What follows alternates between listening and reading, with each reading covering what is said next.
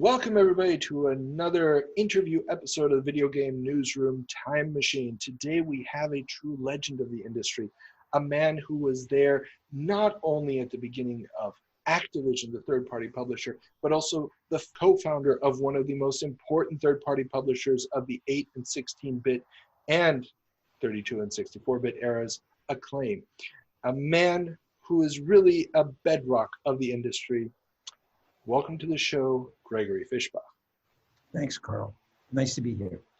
It's a pleasure to have you.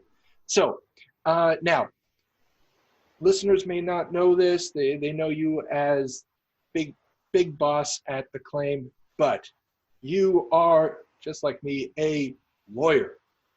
We have to start with that first. What leads you to study the law? I was 21 when I graduated from college. This is a true story. And I went to talk to my uncle, and I said to my uncle, I could go get a master's in economics, or I could go to law school. My uncle said, go to law school. Was this because he was a lawyer too, or? No, he wasn't a lawyer. Mm-hmm. He ran a business, and my father worked for him. And I was living in between San Francisco and Oakland at the time, and applied to Hastings. And at that point in time, Hastings let everybody in, and they flunked you out in the second year. So the class of 500, there were 250 people that made it through to the second year. I was referred to as a squeaker amongst my friends. I don't know whether I was in the 240s or the 230s, but I was not in the 260s. And it was the next year that I learned how to study and memorize. And I'm ADD and dyslexic. And so my approach shot was very different to schooling. And if I understood it, I understood it. And if I didn't understand it, I didn't understand it. And it was only after I spent time rewriting my notes that I was able to score well on the tests that were given and remembered the lectures, which was really important. So. Second year was great. Third year was great. And between the second and third year, I got married. And my wife was at that time attending San Francisco State. She had one more year before she graduated. And we lived in a small apartment in Daly City. I think it was furnished. You think it was furnished? It's a vague memory. I don't think we had any money to buy any furniture with. We weren't exactly rich. You know, and $150 would go a long way at that point in time. And that's what we did. I mean, she graduated from school, and I graduated from school, and we were off and running. Awesome. And then we had the problem of Vietnam. And this is 1966, so you can figure out my age. And I talked to somebody, a gentleman on Treasure Island, where the Navy was. It connects the two bridges, the Bay Bridge in San Francisco. And the guy said to me, I can remember the words, he said, if the Navy wants you, the Navy will talk to you. Call you, I think he said. And I decided he was going to make the decision and that we had to do something else because I wasn't going to get called back from the Navy after that interview. And my wife said, let's join the Peace Corps. And I said, that's great. We will go probably to Africa someplace. She wanted to go to Latin America. That's where we went. And we trained in Albuquerque, New Mexico. I found out that I passed the bar during my training period. Very cool. And we went off to Santiago, Chile. And it was I thought it was really interesting. We organized the Volunteers Against the War in Vietnam, met with the ambassador, and we're told that if we wanted to do that, we could do it outside of Chile and outside of the Peace Corps. But if we were going to be members of the Peace Corps, we couldn't continue those activities any longer.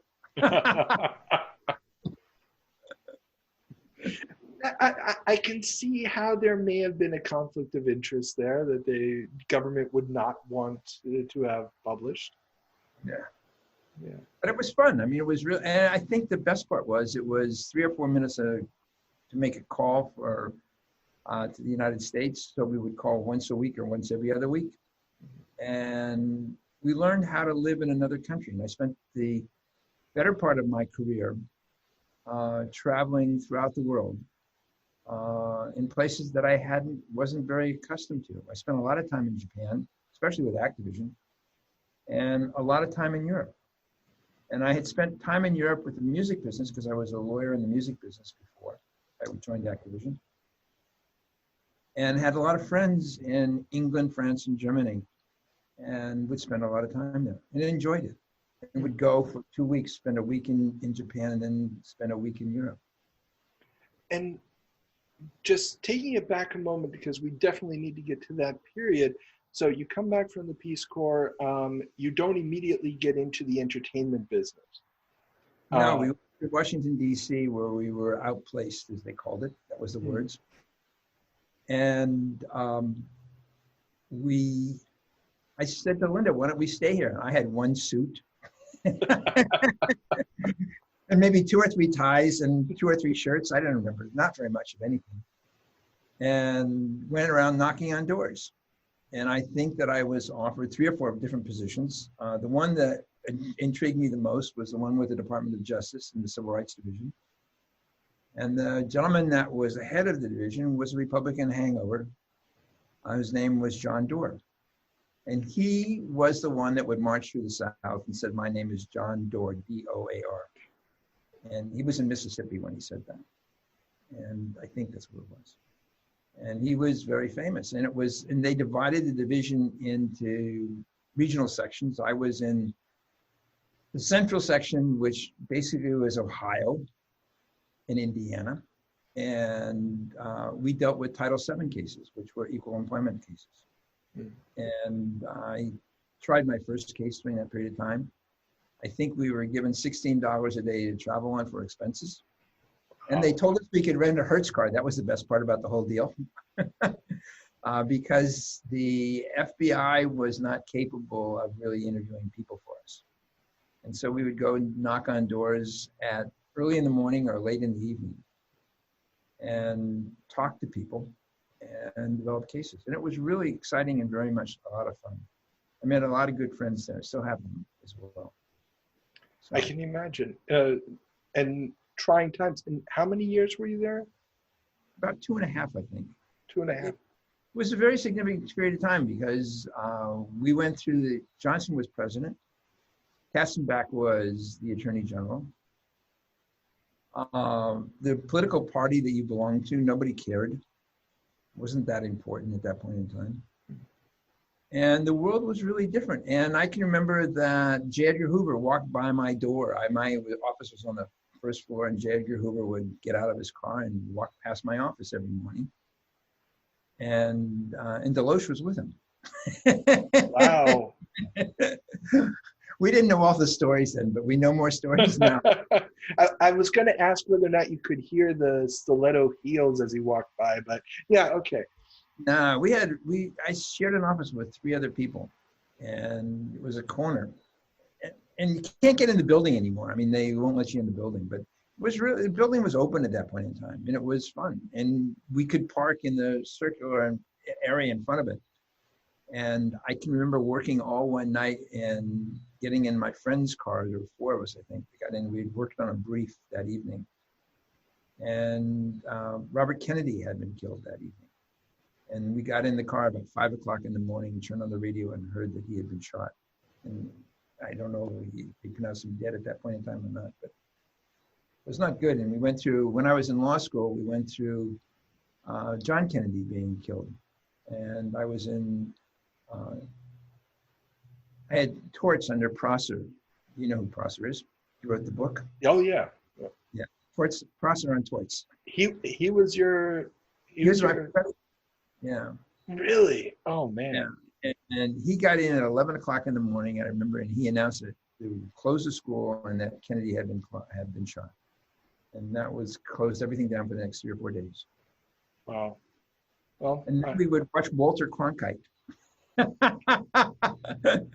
That goes back to where we started the conversation earlier about yeah, we were talking about it. Well, I mean, I can almost top that. I was sitting in the middle of taxes when on 9/11. Right. I was ironing my shirt in the morning and as I watched live on TV as the second tower got hit. And then I drove to class, and we were in class as the towers collapsed. I was was getting crazy. off of a plane in northern England, and we had a studio in Teesside. And one of the guys called me, and I think it was like 9 o'clock in the morning for him, probably 2 o'clock in the afternoon for me. And he told me that a little plane had run into one of the towers. Didn't describe exactly what happened. And then we sat for the balance of that day in Teesside. We didn't have any cable vision at that point in time in that studio, and just watched what was going on in the BBC. It was just amazing to me. And then I took the train back with Rod Cousins that evening, and we went back to London, and we're having dinner together, and a lady came over and apologized. She heard that I was American. She came over and apologized to me as to what had happened. She felt very sorry. That was a very touching moment. I'll believe it. That's, sorry. Tragic moments. Cut all that stuff out. Tragic moments, and we're recording this on the 3rd of July, 2020. People listening to this years from now, just go back in the history books and check the news on this date. So tragedy is everywhere at this point. Okay, but sorry, back to focus. So where does the journey lead after DC for you? A friend of mine had gone to work for Matt Byrne, who was the U.S. attorney in Los Angeles. And I said to Michael, his name's Michael Lightfoot, Linda wants to move back to Los Angeles, wants to move back to California. She doesn't care where. We were both from Northern California. And Michael said, I'll talk to Matt. And he was the U.S. attorney. Matt said, sure, bring him out. And I interviewed with Matt, and I think I interviewed with Tom Brosio, who was his assistant. And they said I could take the job, but I had to shave my mustache off. Oh, man. There was a little mustache. I shaved it off, and then I grew it back on again. So this is bullshit. And nobody said anything. And I was a prosecutor, and I was responsible for prosecuting dope smokers and draft dodgers. Well, I didn't serve in the military, and I smoked occasional dope grass from time to time. And I thought it was a waste of money. And I thought that what we were doing at the Civil Rights Division was so powerful and so meaningful that ending up in Los Angeles and doing, I would say, were dumb cases wasn't very satisfying. And I met someone at a party that had been in the Peace Corps. We didn't know him there. And met another couple, and that couple and myself and my wife became friends. We were in our late 20s, early 30s, whatever it was. And we did all kinds of things together. And then one day Michael said to me, would you like to join our firm? We need a, quote, litigator. And I said, sure, I can do that. And I thought that was pretty cool. I mean, I thought that it was interesting to be in the music business. The music business was like the third layer rung down of kind of the entertainment lawyers. The film guys were on top, TV guys were second, and the music guys were, oh yeah, you can come to dinner occasionally. And but what it did open up was a lot of different doors. And I understood how Los Angeles operated and how it conflicted with the way that Northern California operated. I mean, the two are different, very, very different. In Los Angeles, if you get a lawyer's letter from someone, you send your lawyer to dinner with the guy, you don't ask him to write back. And they solve the problem. In San Francisco, they keep spinning at each other. And they write these letters back and forth, back and forth, back and forth. And nobody ever talks to each other. And they don't solve the problem. And the idea is to solve the problem, solve whatever the issue is, and go on to the next thing. Because whatever the problem is, there has to be some sort of economic solution to the situation. Gotcha. And I enjoyed it. And Michael asked me when I joined the law firm, that was a big change. And I stayed with that law firm for 2 or 3 years. And then I asked them for more money because I gave them a spreadsheet on a yellow piece of paper that said that I'm going to make this much money this year in fees. And they said no. And I had a friend of mine who said, come with me, I'll get you a loan from the bank and we can set you up. You can take space from me in my office. And I did that. And I made substantially more that year and substantially more every other year after. It was the beginning of this kind of a blossoming of a rose. And it took about 3.5 years to build the practice. But when I built it, it sustained itself and was very good. I added another 3 lawyers to the firm. Oh, nice. Yeah, it was a real law firm. I mean, I was good at bringing in business. There were like 5 firms that did it in Los Angeles. So you get every 5th client you'd get. Well, and just to give us an idea of what was the role of an entertainment attorney at this time, we're talking early 70s at this point, 70, 71? We represented the singer-songwriters. So Crosby, Stills and Nash, Steve Miller, Boz Scaggs, Merle Haggard. And the complexity of it is the manager understood how to do the one-nighters, but the manager didn't understand how the balance of the business really operated. And that was how you dealt with the label, how you could get more money out of the label, when you would renegotiate with a label, and then how you would deal with the publishing, the music that the artist wrote. Because I would say most of the good ones that I ever met couldn't ever write music. You had to have somebody else write the music down for them. But they had to be protected by the Copyright Office. And then you had to be able to collect the revenue from it, from outside the United States. And that was as important because 50% of the business was outside the United States. And it was done territory by territory. It wasn't done like Netflix is done today. And it was a real interesting business. And you would open up the doors and you would meet a lot of people because the music publishing could make as much as the recording contract. And, they could make a lot of money from music publishing, and they still do. Yeah. It's a fun business. I'll believe it. Sorry, I worked in the movie business for a few years, so that's why I do have some familiarity with the contract structures.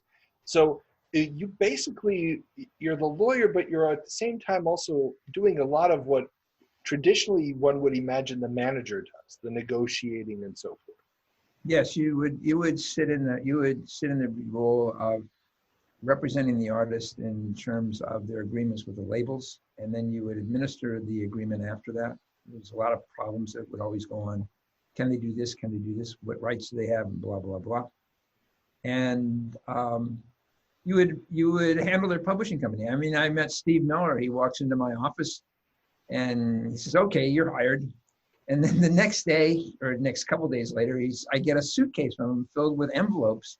And I can remember sitting on the floor with my assistant. Steve remembers it, the number different than I do. I think we found $165,000. He says it was $35,000. Whatever the number was, there was on these checks. And I would tell you that most people, if they made $35,000 a year, that was a lot of money in that stage. Yeah. And so this is all on the back of the Joker. Wow. I'm a Joker, I'm a midnight smoker. And he is one that when you looked at relating back to the gaming industry, you look back to what makes a great game. He talked about what makes a great song, and he talked about the hooks in the song. And he said the Joker had, I think, 7 hooks in it, 6 or 7 hooks. And then he went ahead and wrote the Fly Like an Eagle album and Book of Dreams. And those albums are still played today. They were launched in 75 and 76. And then the next year we put out the greatest hits, which had 14 tracks on it. You got 2 cents a track. That was what the mechanicals were. Mechanicals are what you got every time they pressed the album. You got it from record #1. And so he did really well. And then he went and he did nothing for a long time, 3 or 4 years. And we remained friends, and I'd go up and talk to him and blah, blah, blah. And I kept saying, when are you going to go to work, blah, blah, blah. And he finally turns over this album called Heart Like a Wheel. We sold, after selling millions of pieces of product from the other 3 albums, this one sold 500,000 units, I think, and had 4 tracks on one side and Macho City, which is actually a really great song when you cut it down, on the B side. And that didn't do very well. And then he wrote Abracadabra.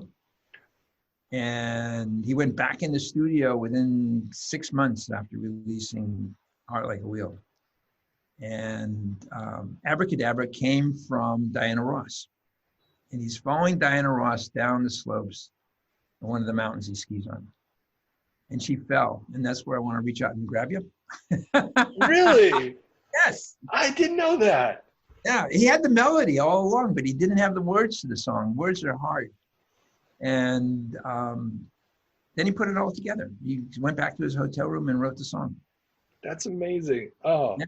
That's his most successful. Of all the songs he's written, that was his most successful song. Really? Even more so than the Joker? Even more than the Joker, yeah. Wow. That surprised me too. Yeah. Yeah. So, okay, so you have a successful practice. You're representing some huge names in the music industry. Why shift gears? Why change? If I turned 40. And so far, it's been, you know, it's you have there's no adversity to it whatsoever. It's just fun.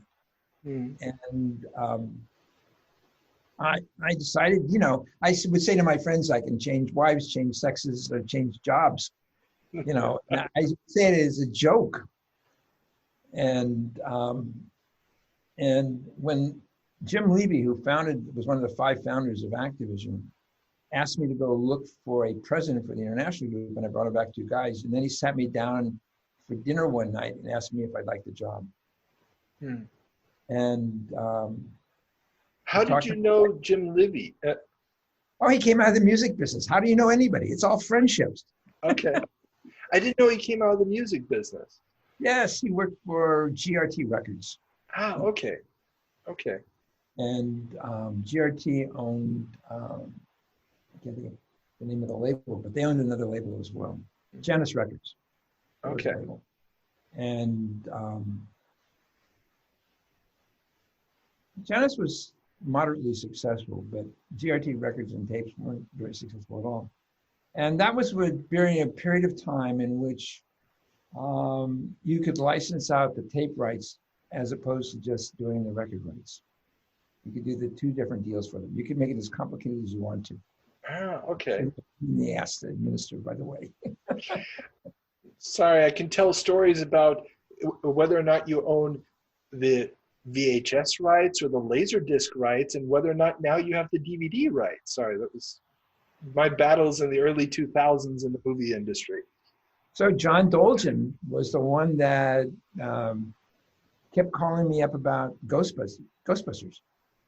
And okay, you have to license it and you have to do a game on it. I said, we don't do licensed games.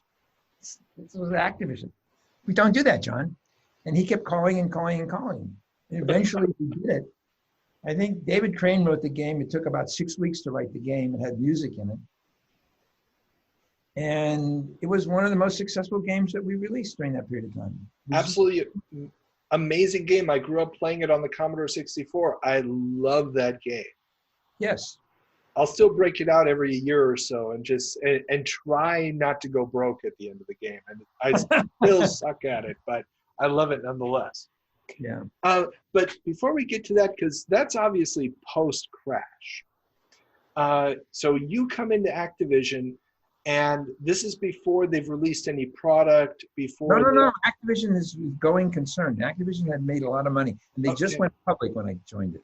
Oh, so you joined right after they went public? Yes. Okay. I wasn't quite sure on the timeline there. So they've gone public. You come in. So all the legal problems with Atari and everything have already been taken care of at that point. I wasn't supposed to do any of that. I was supposed to build the international label. And I was responsible for developing revenue from the games that we owned in the Japanese market, and then setting up a distribution vehicle for it in England, France, and Germany. We were using distributors at that point in time, which was a terrible way to do business in my mind. And we would make deals with people, and we didn't have to hire a sales force because we could use, they came from either record labels or from the pre-recorded video people, either one or two ways to do it.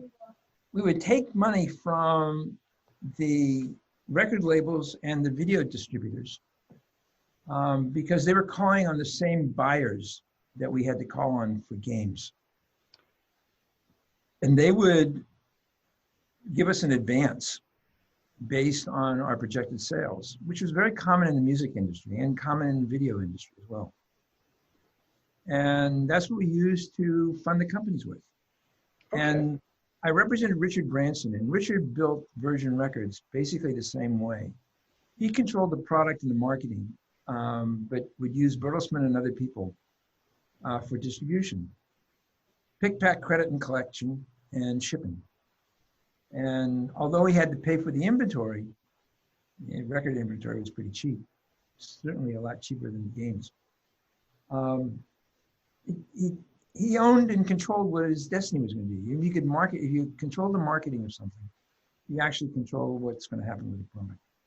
And he was choosing the artist, and so that's was his methodology, and that's basically what we copied. Okay, and so when you come in and you're distributing product, what were the major challenges taking this U.S. product that I'm guessing for the most part was developed for Commodore 64 and maybe still some Atari 2600 straggler titles at this point? Most of the product was on the 2600, and we would take it and have it. We would support Amstrad, Commodore 64, and Sinclair Spectrum. Sinclair Spectrum. Thank you very much. I was searching for the words. Yeah. Yeah, and that was the market, and you'd sell it for. I can remember the product sold for £9.99, and probably cost us $50,000 to have it ported. Okay. That didn't take too long, and you could have it done in a couple months, 3-4 months. Okay. Yeah. And so. Setting all of that up and getting all that working, obviously the EU, the EC at the time wasn't really the thing. And you said you were working through different distributors. How complicated or what were some of the bigger hurdles towards sort of reining in all those cats from different territories? So, well, you had to have people live in the territory. So you had to have somebody that was the managing director or the CEO for the world that resided in the UK, because the UK was a common language. And the interesting part about both Germany, France, and the UK is that the distribution system was similar to what it was in the United States. We had half a dozen major retailers that did the bulk of your business. You had the mom and pop stores as well, but the major retailers were the bulk of the business. And you had to manage the marketing. So if you watch the Mortal Kombat commercial, there's only one word in the Mortal Kombat, or 2 words, Mortal Kombat. Guys, you don't have to change anything. And it made it simpler, made it easier in certain regards. And you had to have the product. We had 5 languages that the product had to contain: English, French, German, Spanish, and Italian. Why Italian is beyond me, but it was one of the languages. And we did very little business in Italy. Italy was mom and pop stores and very difficult to approach. Much different today. So today the business is you talk about how product gets distributed. I mean, you have dozens and dozens of people that are writing software and publishing it through Steam and some of the other vehicles right now. And occasionally there's a really good game that comes out of it. There's a lot of looking. You have to look. We're dealing with one guy in the Azores right now. Oh, really? Yes. And now this is Accelerate Games, your current endeavor, where Yeah. you guys are publishing indie developed titles. We're publishing anything we can get our hands on. But I think that when you look at it, if you look at the titles that are coming out of the major publishers, they have a particular style and a quality to them. And our first title is Toy Soldiers, and it's a relaunch of the same game. The game was originally launched by Microsoft 10 years ago and did a couple million pieces. I mean, it was really very successful for its time. You can update it. You can change the graphics a little bit. You can add functions and features. And I think, like Tony Hawk, it will do really well. And I was really, what floored me about this was that I saw that Take-Two was doing something very similar. And I thought we would at least be the first ones out there doing something like this. And I was so wrong. Well, remakes and remaking classic titles has become a major industry. I mean, yes. Because we've gotten to the point where there's a certain amount of sophistication, I think, in the game engines and the game design that there's no reason to have to reinvent the wheel constantly. But, no, and the best demo I saw of late was the one that was done for the PS5 by Universal. Yeah. Yeah, and I thought that was just sensational. I thought that I had never seen anything like that, and I showed it to some of my friends. Yeah, it was really, really exciting. It's really different. I can remember going, as we went through animations, and we had one of the first motion capture studios. Writing in polygons, that was a big deal. And then being able to turn the player around, you don't have to redraw it all the time. You can just do it. And the natural movement that you got from it was really, really very, very different from what we were doing before. True. And Turok really took advantage of that. And if you think that Turok was written on a cartridge. Well, cartridge. There are, that's actually an issue we need to talk about in just a moment. But so why do you end up leaving Activision? Oh, because the business was going flat. I would say that the first time I went through a rift was at Activision. It was about 3 months after I got there. Okay. And that was really hard for me. I didn't quite understand what was going to happen. I'd never done that before. I'd never been part of that. And welcome to gaming. Welcome to Silicon Valley, really. And that was, she was right, actually, why I left. I mean, I left Activision, and she got me a job in the music business as president of RCA Records International. Oh, well, that's very nice of her. I had to do the interviews myself. She was the one that opened the door, pushed me out. So you can't do this anymore. And I ended up spending 7 months in that position, and then they sold the company to Bertelsmann. And Bertelsmann knocked on my door and said, "Thank you very much, Fischbach. Have a nice day." Wow. So it was then I went and talked to my partner, Jim Skropowski, and we started Acclaim. And I think I was fired in January. I'll use the word fired. Which year? Which year is it? Are we talking here? 87. Okay. Yeah, January of 87. I joined in July of 86. This is when we moved to New York. And I was asked to depart in January of 87. And we founded Acclaim in February of 87. And we closed our first fiscal year with $39 million in business. Oh, Jesus. Oh. In August, same year. Oh, my goodness. I mean, that's really a number. I mean, I didn't think very much about it until I, kind of put it down in my head. My partner walked out and he said, "We did terrible." I said, "Jimmy, why did we do so terrible? We made a little bit of money." He said, "Wow, look at the margins, Fischbach. If we have margins like this, we won't be able to survive."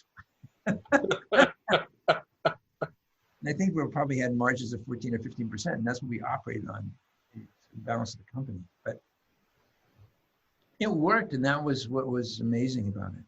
Now, that's a very, very fast, a very short period of time for product development and everything else. How was Acclaim able to do that? What? Oh. Got the product from Japan. Abracadabra, who was then head of the Nintendo North America and Europe, everything outside the Japanese market,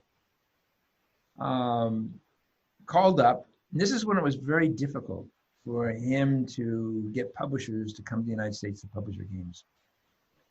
He said, Fischbach has a license. I don't know what the name of the company is because we kept using it. And you can talk to him. And he can launch, the agreement was we could launch 3 titles. I brought back 10. He took one of them from me. And we released the 3 others. Okay. Just out of curiosity, which title did he take from you? Oh, he took a driver. I had one driver that I found that I wanted to release. He took my driver. But we were up and running and we got into business. And Warren Hingdale was there at the same time. And Howard Lincoln was there. And both of those people were very helpful to our success. Now, it's really, it comes from people. Well, considering that, so just for the uninitiated, at this point, Nintendo is manufacturing the cartridges, manufacturing the chips. They're doing all the manufacturing, correct? Or is there any part of it? Well, they're using a third-party manufacturer to do all that crap with. What? They're using a third party to do it all with, right? Ah, okay. I didn't know that. Okay. They're controlling everything. You can't do this, you can't do that, you can't print the boxes, you can't, So we had to have it all printed in Japan. And then we'd hire these 747s to take all these games and bring them over to New York. Okay. And I can remember we went to the airport for the first shipment, and we were in business. 250,000 cartridges what the plane would hold. And that was the beginning.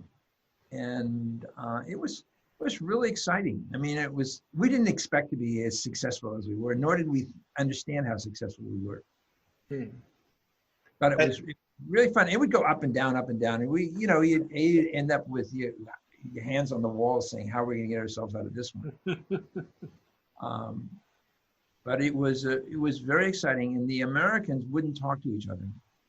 And the English would spit at each other all day long and then go have a beer with each other at night. And they had a much better way of dealing with it. And then when we launched Mortal Kombat, just to kind of bring you up to date, Howard said to us, we can launch the game, Howard Lincoln at Nintendo, said to us, we can launch the game as long as we make blood green. Well, Kalinske, who was then at Sega, said, bring on the red blood, it's fine with me. And so we did 2 versions of the game. The Nintendo one didn't do as well as the one from Sega. And then we got in problems with Congress. And Howard was the one that brought us all together, Howard Lincoln. And he was the one that suggested that we form an association. We had to form an industry association, then we had to form a ratings board. And he said, I don't want to be in the ratings business. If we have a ratings board, you can put anything out on our system that you want to put out, and we don't have to deal with it. Nice. So that got us out of the issues that Congress was trying to dictate to us. And basically, we followed the guidance of the motion picture business. And I would say the ratings in the beginning were pretty arbitrary. Today they are much more significant. They have a real standard that they follow, and there's more review of what goes on. But in the beginning, there wasn't very much review at all. We were just looking for a label. Gotcha. And just out of curiosity, because Acclaim at this point is a big player. You guys are publishing a lot of titles. You have a right of first refusal deal with Williams at that point, WMS. We had more than a right of first refusal. We had the rights to all their games. Oh, okay. flat out. We had licensed films, and then I looked at it and I said, the film business this doesn't really work very well for us anymore. And all the games seem to be coming out of the arcades. And so the only American arcade company that was around that didn't have a publisher next to it was Midway. But they were based in Chicago. And it was run by Neil Nicastro. And Neil was from Oyster Bay, where our company was from. Oh, okay. And so my partner knew Neil and knew his father. And called him up, and I went to visit him. And we struck a deal. And then the best part is that I went back to renew the deal, and I said, Neil, you gave us really crap for the product here. He said, well, pay me another advance, and I'll cut the royalty back on you. So I said, okay. So we got NBA Jam and Mortal Kombat out of that one. Gotcha. Yeah. And then we tried to put both of the companies together, and had we been a lot smarter at that point in time, we would have done that. But we got it, pennies we got involved with, yours is bigger than mine, blah, blah, blah. Oh, really? Yeah. That was a big mistake on our part. And when did those negotiations happen, approximately? Probably 95, 96. Okay, yeah. Yeah. Now, I do have to go back a little bit because there's one curiosum about the Acclaim years that I've always wondered about, and that was your cartoon show, The Power Team, if that rings any bells. No, we didn't have a cartoon show. Oh, yes, Acclaim did have a cartoon show. There was a show, yes, it featured a team up between the Barbarian from Wizards and Warriors, a basketball player from Arch Rivals, one of the cops from Narcs, the Bigfoot truck, and the talking tomato from, I don't even remember the name of the game anymore. And if you go to YouTube, it's called The Power Team. Just type in Power Team cartoon. It's all Acclaim properties. That's the only thing that they all have in common. And it's absolutely ridiculous.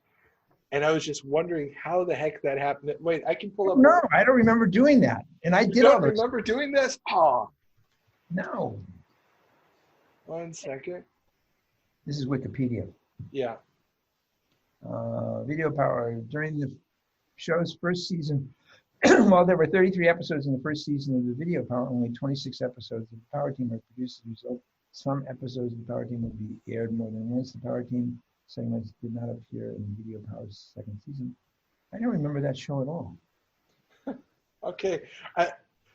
It always seemed like such a curious thing to produce the show, and I didn't know what the longevity, the shelf life of the games was going to be, and that the turnaround on this, and what was the plan behind it, or anything like that. I can't give you any of them. Oh, okay. I don't remember. Here's the episode list. No. So I'm sorry I can't help you with that one. Okay, not a problem. I thought I'd ask about it. But speaking about licensing and so forth, movies, obviously you guys purchased LJN. Yes. Was the primary goal there just to get an extra 5 slots on the NES, or was there any other tangible value to LJN? No, it was to take the 5 slots on the NES. And the interesting part about it is that I had gone to, when I was founding Acclaim, I'd gone to Universal, and they were looking for a COO type personality to run LJN. Okay. So I went over and I met with LJN people there one afternoon, and then ended up buying it, I think, for $20 million, 25. Oh wow! We needed another license so we could do 10. And Howard Lincoln said that if we set up another company that had a license, then we could do it. And so that's where LJN came from. Okay. And when you so you basically had the two the two five slots, five title slots. Yes. And then one of the licenses that really stands out in Acclaim is the Simpsons license. Right. How did that how did that come about? Was it just luck that you happened to pick a license that was going to become huge, or was there recognition of how big this thing was going to get? I think it was my son. Oh, really? Yes. I mean, you have to listen to your kids. And I think we're standing in Connecticut and watching the parade, Thanksgiving Day parade. And there's a float that goes, a Simpsons float that goes down. And Ben turns to me and says, "You should get those rights." And so that opened up the door, and we went out and acquired the rights. Okay. And there was no bidding war or anything like that? It was just... Nobody was paying attention to it. There was, first of all, Activision was out of business at that point in time. Hmm. And EA was very involved with its original titles. Hmm. And the Euros didn't participate. I mean, Ubisoft wasn't around. Take-Two wasn't really much of a player. Gotcha. There wasn't in the 90s, there wasn't a lot of people. Hmm. I mean, Nintendo didn't do it. They could do they had the Mario series and all that stuff. They didn't need it. Gotcha. And so it was pretty open. Hmm. I mean, Disney was the hardest one to deal with. And then I decided you couldn't really do business with Disney because they would put up all kinds of walls, and their proof of concept phases that you had to go through would just tear your hair out, Hmm. and continue to try and control the product all the way through. And there are two areas where they have not been as successful as they have been in media, and that's both in music and video games. That's true. Yeah. And I think they may be overproduced. There's probably some truth to that, since Disney software has already gone through at least 3 internal incarnations, and yeah. So Okay, you were asking me why we went and did the handhelds. Yes. And what was the pricing behind it? And I would say that we were pretty cheap to do. And in certain instances, you get the guys that were going to manufacture the game to write the game for you. And you could write it in an afternoon. It didn't take very much time. Didn't have very little space. And the games were pretty simplistic. Yeah. And we would slap a license of some sort on the game and then market it. As I said to you, my partner said it has to have a retail price of 4 times what the cost of goods are. Hmm. Right? Okay. That way everybody could make a little bit of money on it. And so at $3, you could sell the game you could double it. You could sell it for 6 or 7, or you could sell it for 5 and make money. That's true. Yeah. And you could pay the licensee for whatever the license wanted, and then you were off and running. And it just complemented the game business. And what we were looking for was we were trying to build a company and trying to build a business. And we were limited by the number of titles that Nintendo would let us market. So we had to figure out another way to do it. And we opened up the European group because it was a natural fit. And I had understood Europe, and Europe felt to me like the United States does. And there are 3 principal territories where all the volume came from: England, France, and Germany. And we were off and running. That's what we did. Cool. Just exciting, that's all. Oh, extremely exciting. So as the 16-bit console war takes off, and the two systems, I mean, in those first couple of years, let's say 92, 93, when it really is Genesis v SNES, how did that break down for you guys? Did you really have a stronger foothold with one or the other system, or were they both basically evenly split for Acclaim? I don't think they were evenly split. I thought we always did more business with Nintendo, except with Mortal Kombat. Mortal Kombat did more business on the Sega Genesis or the Master. I wonder why. Yes. How, Well, what was the difference there that made one more popular than the other? it's the red blood in the Sega system. Come on, give me a break. Well, and this begs an interesting question now because even on the Genesis, you had to put in a code to unlock the blood, right? Yeah. Why? I don't remember that. I didn't remember having to unlock the red blood from it. Oh, okay. I couldn't remember if that was just a European thing I think blood was just naturally red. Oh, okay. I couldn't remember if it was a European thing because the European releases of Mortal Kombat, you had to put in a code to unlock the red blood.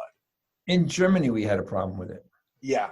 Well, yeah. In Germany, anything that even smacks of violence in games was always going to be a problem. Yeah. Yes, and that was the first country that we really had trouble with. And the rest of nobody else gave us bad time with it.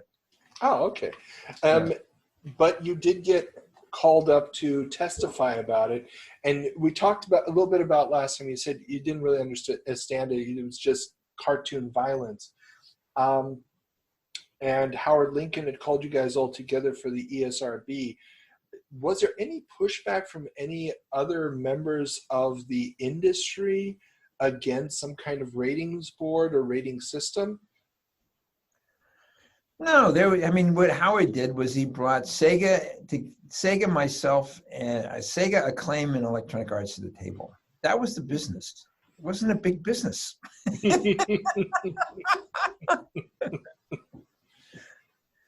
I mean, there wasn't really a lot of players, and when we started it, I mean, there were some outliers, but there wasn't anybody that was really worried about it. Gotcha. And Howard wanted to make sure that he didn't have to be in the ratings game. Yeah. And he didn't want to disrupt the good housekeeping seal of approval that surrounded all the Nintendo product. But he did want to compete, and he didn't want to be left behind. And he didn't want to open up the door for Sega to walk in because they changed the color of the blood. Gotcha. So he was pretty smart. And so was Arakawa. Mortal Kombat is obviously followed by Mortal Kombat 2. Yep. A second Mortal Monday event, worldwide, same day release, all platforms, so on and so forth. From a logistical standpoint and from a cost standpoint, was it a much bigger thing to do Mortal Kombat 2? Were you expecting a lot more sales than with Mortal Kombat 1? Or was it basically just rinse and repeat at that point? I think it was more of I think from our gut, we felt that we would do about the same. I don't think we thought that we would increase the base. And we looked at the size of the user base, and games at that point in time, a good game would sell 1 million pieces. And I think that we got up and we shipped 2 or 3 or 4 million pieces out on Mortal Kombat 1. Okay. And I thought that was a big deal. And I can remember doing an investor conference in San Francisco shortly after we launched the product. And it just made me smile all over when I told the numbers. I mean, today they don't sound like very much, but at that point in time, it was a lot of units. Yeah. And the business began to change with the introduction of PS1. And the reason it changed with PS1 was, one, it was going to a disc, which gave you that much more room to write on. I'm using my hands like that. Yeah. And we thought we'd never be able to fill it up, and that was part of the reason. And the other thing was that the internet came into play, and all of a sudden, your game was being reviewed as it was being made. Ooh. And it was never like that before. You could put this stuff out and nobody knew what was in the box. As long as the packaging was okay, then you could sell the product. And it was more of a marketing scheme than it was anything else. And with the introduction of the internet, the whole business really changed. And people started to read about the products, and all of a sudden, the quote, as we would call them, the no-name products, began to take a foothold. Gotcha. And you gave you the opportunity to, if you had the right title, to really build something that was really, really big. We continued to use licenses. I mean, we had the wrestling license forever and ever and ever. Yeah. But the licenses really helped, and they helped sell through the product. And even Dave Mirra BMX, I don't even remember the game. Yeah. Yep. I mean, that was how do you compete with Tony Hawk? That was the question there. I was about to say, it did feel a bit like a response to Tony Hawk. It was a response to Tony Hawk. Yeah, and it was always exciting. It was always, you never know where you were going to go and what you would get for it. Yeah. And Acclaim was one, I mean, you've talked about the close relationship with Nintendo, that the company doesn't really exist without the NES. And you were one of the, I'm going to say, few companies that strongly supported the N64 in North America. Yeah. And I believe it was the Christmas of, it was probably the first or second Christmas of the N64. You guys, I think, had Turok and Mortal Kombat 3 or Ultimate Mortal Kombat 3 or some variation of it on the system. No, we just had Turok. We didn't have Mortal Kombat 3. We didn't have the rights to it. Okay. We probably had other games. Oh, we had Quarterback Club. There you go. Yeah. Yes. And Quarterback Club was great until they decided they would change the control mechanism within the game. And we went from selling 1 million pieces to selling 3. Oh. Was that just a developer decision, or? That came from the studio that was developing. The studio that was developing it was ours. It was Iguana out of Austin, Texas. Yeah. And they decided that they wanted to change the interface. The game was basically the same, but they wanted to change the interface because they didn't want to compete with Madden. That was a big mistake. And don't tell Larry Probst I said that.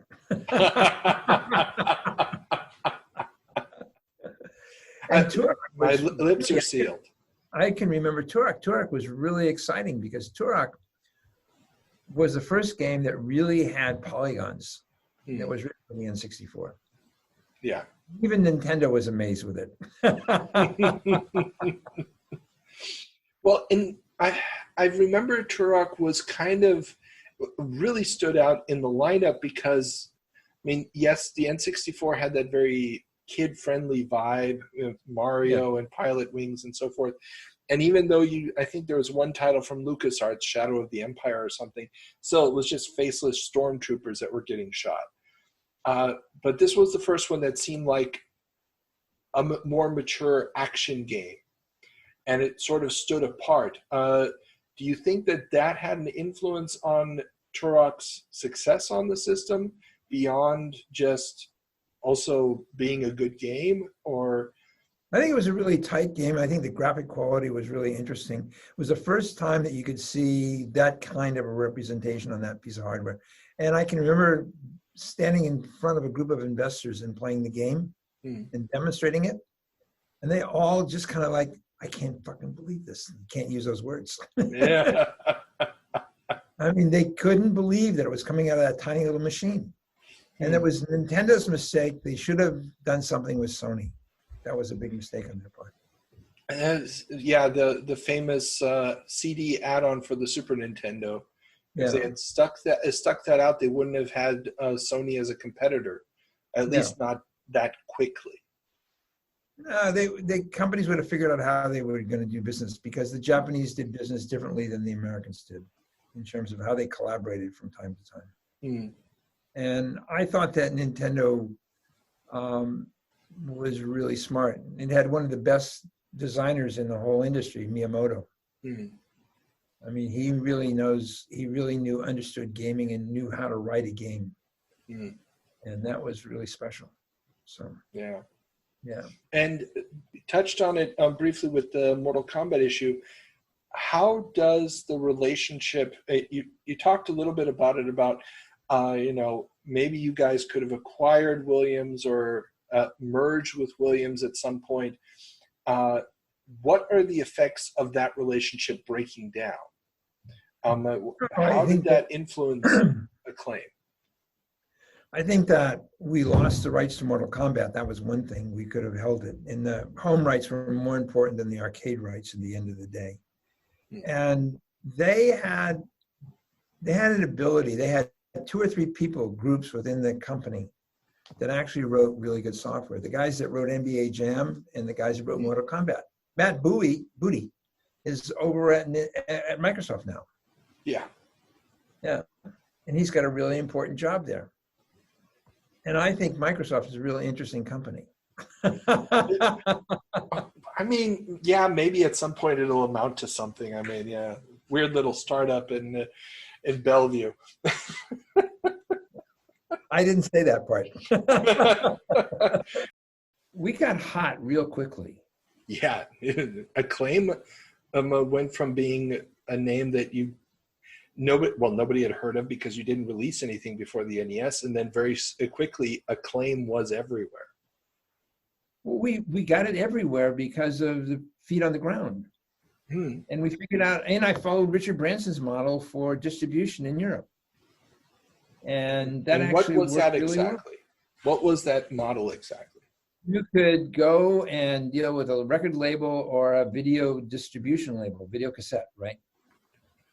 And the same sales person that would speak to the buyer, also that buyer also was buying games and other things. And so you didn't have to take care of pick, pack, and ship. You didn't have to take care of credit and collection. You can offload that, and as long as you controlled the selection of the product and the marketing, you basically controlled your destiny. And they would write you an upfront advance for the rights to do that. That's what we had. I mean, I made 2 different deals with Bertelsmann, one for Activision, one for Acclaim. We used Sony and we used Columbia's TriStar Pictures for the French distribution. We used Sony for England. And I don't know how we did Spain. Spain was really a small market. It was only $20 million. And I think we probably financed it ourselves. And Australia was the same thing. And Italy was a non-starter because it was all mom and pop stores, very difficult to reach Italy. And that was the gaming market. The Dutch didn't make much sense. You could give that to a distributor. And the Scandinavian territories, northern part of Europe, Finland, that area didn't make any sense either. There was no real game business there. There's only 5 million Finns today. That's true. And the Swedes are doing a very good job of lowering the numbers. So, sorry. Okay. The Swedes actually, we looked at a game from Sweden that was really good. It's called Get the Fuck Out. GTFO.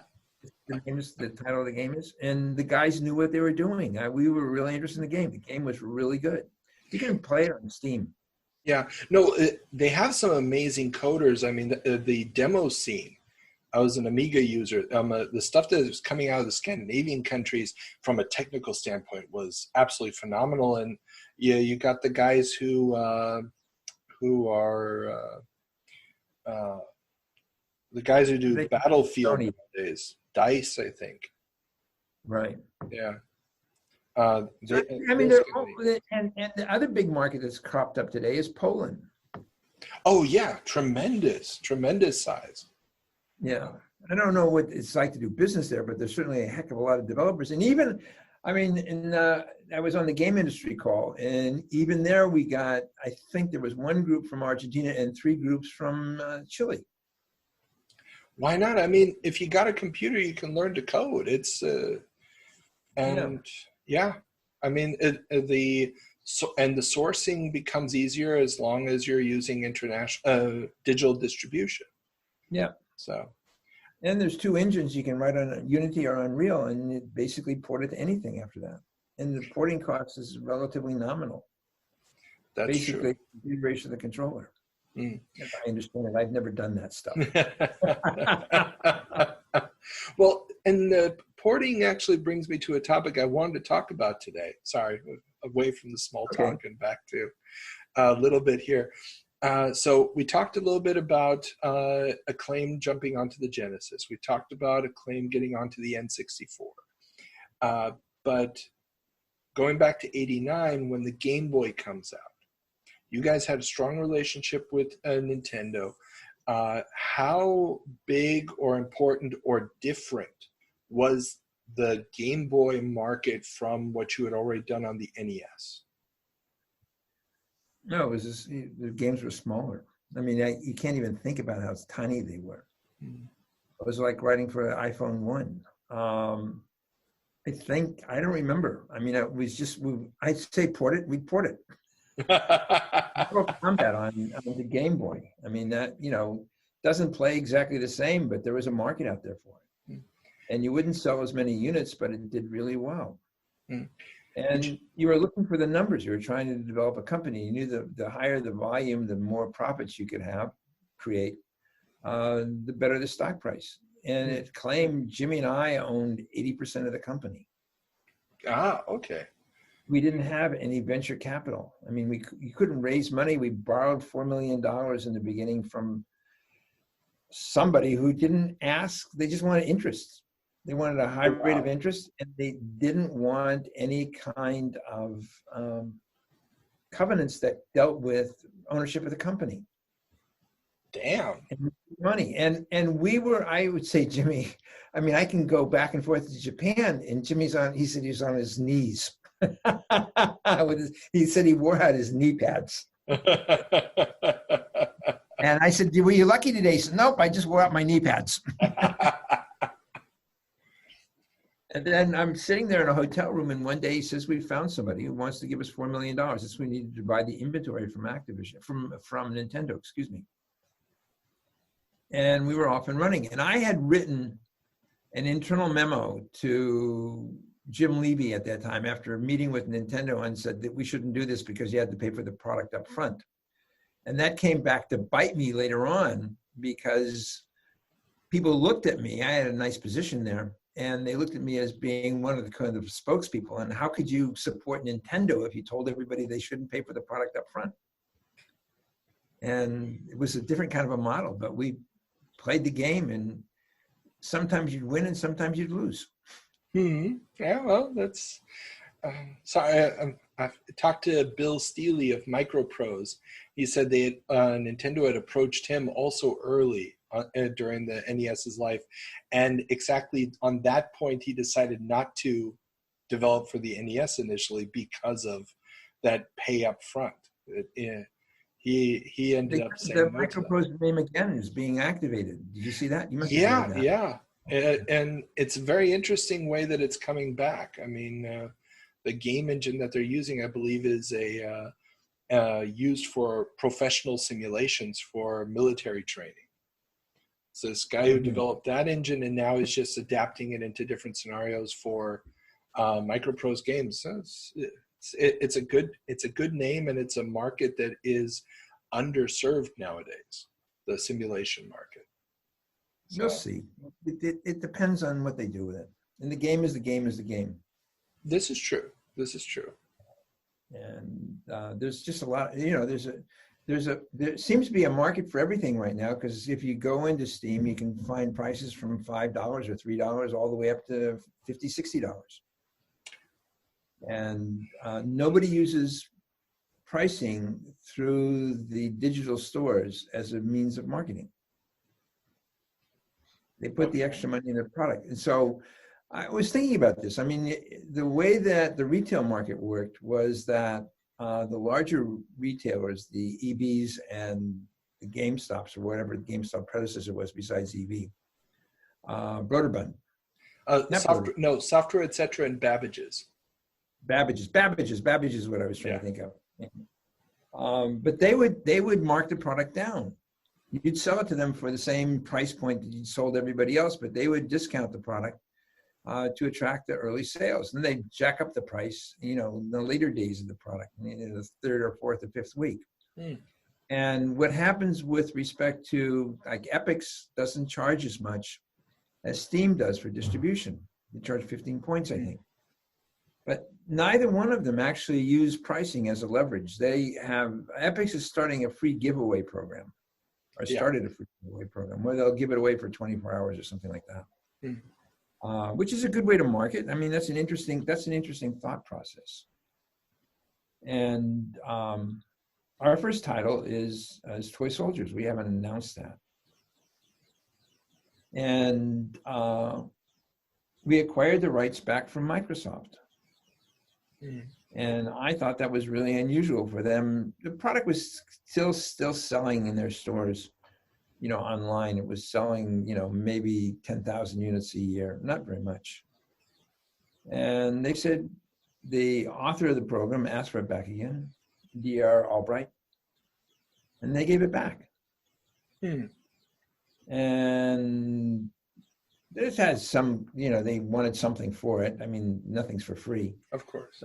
It was really interesting because, I've never seen in the music business or in the games business, never seen anybody give anything back again, even ask for it back. And they did that. And then I thought Microsoft was really interesting because it said its competitors were AWS, Amazon Web Services, and Google. And that's very different than Sony and Nintendo. Very much. It shows you how they're looking at the market. And that actually says more about the change in the market structure than anything else to me. Yeah. And they're building out a digital platform now. And those new platforms will be completely new forms of distribution. And the question, I guess, is going to be whether or not there's a new form of monetization. If they're going to still be relying on the traditional, I pay for the game once and that's it. If they're going to continue to build up the microtransaction model, or if they're going to go a Netflix route of a flat subscription. I think the flat subscription is kind of following a model that existed within the film industry already. So that, to me, is not much different. The flat subscription in gaming is really different. And if you own the rights to, say, Call of Duty or Madden football, are you going to give that to a distribution system for a flat fee? Probably not. Yeah. Because your gut's going to say, I can make more than that, and you're going to pay me 60, 70% of what I can make, because they can't bet the ranch on it either. And even if they wanted it to make their system, I don't know that anybody would step forward and take the rights. And I think that microtransactions, how you monetize the game once you buy the game, I think that just becomes more habit forming. It becomes more common. Free to play has a market for it, and I think that's really interesting. But if you ask me, would I license my product to the Apple Store or to Stadia, however you want to say it, Stadia or Stadia? I think it's Stadia, but yeah, who knows at this point? Yeah. I would say no, unless we really needed money and they were going to write us a big check for it. And I think, I'm not sure that model, I mean, the problem with the gaming is it fits into two groups. You got these public companies that say, mine's bigger than yours. I'll say that friendly. And then you've got these small, developers, publishers, who are looking to finance the product that they created. And their goal may be to take the $3, $4, $5, or $6 or $7 million that's offered by one of those distribution vehicles, because they think in their own mind that the next game will be better than this game. And why sell it short? And we need the money. So you do things for different reasons at different points in time. And it depends on how much access they have to the public markets or to the financial community, or whether they want to get involved with a VC. All different ways, all different kinds of methodology for financing your product. Well, that's financing the product. The question, I guess, ends up being, based on your model, can you generate enough money to to basically cover the initial investment and turn a profit? And then that begs... What? but not all games. I mean, you know that some games really catch on and sell well, and some games don't. Yeah. And the question is, you know, are you writing something that is competing with Call of Duty? Are you writing something that's competing with a no-name game someplace else? 2D game that looks very old that you're going to sell for less than $10 or $10, whatever it is, and may have great gameplay in it, may have the right hooks. Who knows? There are a couple of games like that. Yeah. And they kind of slip through the cracks a little bit. But the hooks in the game, in my mind, are as important as anything else. What creates the repetitive play in the game? What draws you back in that wants you to complete the next level, the next cycle of the game? Gotcha. And there's more than one model. So now, and this, I guess, is a phenomenon of the modern era with patching, expansions, free to play, and so forth. The shelf life or the viable commercial life of a game has changed somewhat from the NES and 16-bit era. When you guys were releasing games at Acclaim back then, was there a calculation or some kind of model that you developed for how long or an estimation of how long a product was going to be commercially viable and keep it in the catalog, as opposed to, okay, now we need to use our resources on a different game? I think that the shelf life of a game, I was going to say, was 4 to 6 weeks. It could have been longer, it could have been shorter. I don't know. There were no reviews of the games, and it was all marketing. So if you watch what we did, we made a deal with World Wrestling Federation, Mary-Kate and Ashley, and we did a lot of films. Yeah. And then when the product seemed to shift into arcades, or it was in the arcades all along, there weren't just enough of them. We made the deal with Midway, whereas we acquired the rights to their forthcoming products, and we didn't know what they were going to be, but we were looking for software.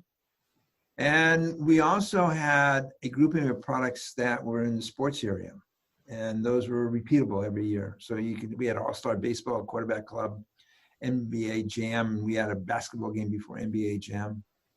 And we tried hockey. Was not a very big sport, not very popular. Sales were minor on it. But you know that if you had the right footprint, you could continue on and on and on and on. And the trouble with Quarterback Club is they changed the player control in it. Yeah. And it killed the game. And they thought it was too much like Madden. I mean, nobody asked me my opinion about player control at that point in time. But it changed the dynamic of the audience that we were serving. And there was an audience for those kinds of games. There was an audience, when you looked at your portfolio and you looked at the beginning of the year, you could say, we could take these kinds of bets, but this is where the catalog and the mainstay of the company is going to come from. And you would actually put your lineup together like that. Okay. So that, and we did all video games because I was at Broderbund, and they had a print print product that they did. Print Master or Print Shop, they had both, yeah. Print Shop. Yeah. And I can remember going in and talking to them, and they showed me how they tested the product. And there are all these various configurations of hardware and software, hardware and printers, excuse me, not software, but hardware and printers. And they had to work on the various machines in different formats and everything else. And I said to myself, I don't want to do this. This is too complicated. I like it where you can one size fits all. And you can write for Nintendo or you can write for Sega. You know that if you get it working, it works on all their platforms. You don't have to worry about it. And there was enough reach through the platforms that you could do quite well with the game. And there were markets that were very difficult. Japan was a very difficult market. The PR mechanism in Japan was the print cycle, and if the group wasn't based in Japan, it was very difficult. for the product to be successful in Japan. That's why Microsoft had so much problem, whereas Sony doesn't, because no one was really created in Japan. They wrote some of the products there, but not very many. Yeah. So when you say the print cycle, you're talking about the magazines, or just magazine coverage or newspaper coverage? Oh, there was very, very little print that was written about the product. Ah, okay.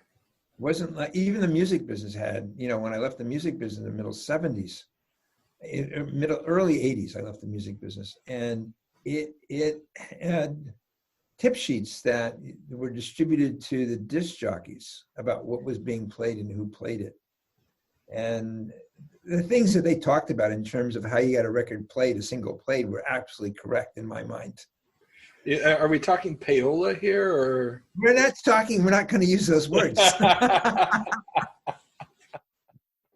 But there was a way to accomplish the objective. There's a very diplomatic approach to that, yes. Yeah. But even in gaming, the gaming world they didn't know what they were buying. And it was fun. It was just plain fun. And you were going to change the world. That's what you were trying to do.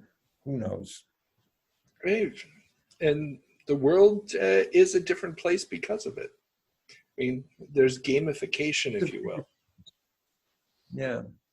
And I think that it's very exciting, this go around, what's happening today in gaming. And I think there's a real opportunity to compete with the, quote, bigger players in this today, just because of the way the business has been structured. And as I wrote to one of my friends, I think there's a chance to create a Netflix out of it. Yeah. I wrote by emailing him. But I think it's a different model. I think that you have to have the marketing and PR people territory by territory. I think China has a big step into China, and how you set up an organization in China and how you can, get your product into China will be an interesting adventure. Mm-hmm. Yeah, I can see many, many roadblocks there, especially since you're at the whim of what they will and won't allow in. But you and I approach life differently. I approach it as, why not? And you exactly. say roadblocks. I think there's a lot of roadblocks. I agree with you. Yeah. But I think there's always a way to work around it. And you can accomplish your objective. So we've just been accepted by PlayStation. Congratulations! Thank you. Yes.